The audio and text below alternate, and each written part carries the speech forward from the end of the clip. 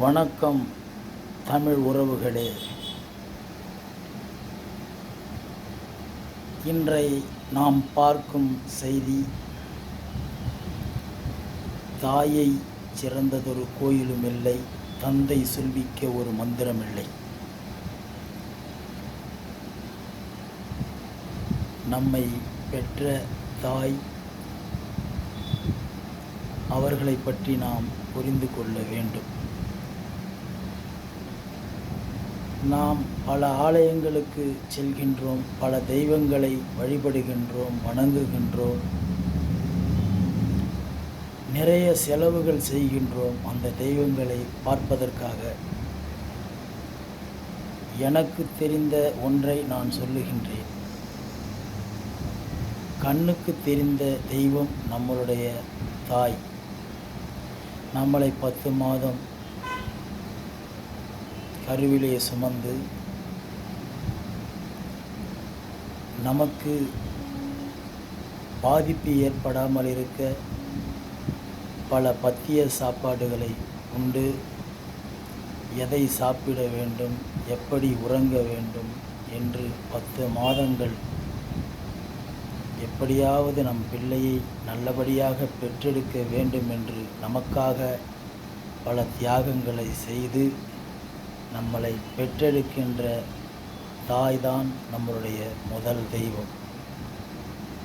நீங்கள் எத்தனை தெய்வங்களை வேண்டுமானாலும் தேடிச் செல்லுங்கள், ஆனால் தினந்தோறும் எழுந்து உங்கள் தாயின் காலை தொட்டுவிட்டு நீங்கள் எந்த ஒரு செயலையும் செய்யுங்கள், அதிலே வெற்றி அடைவீர்கள்.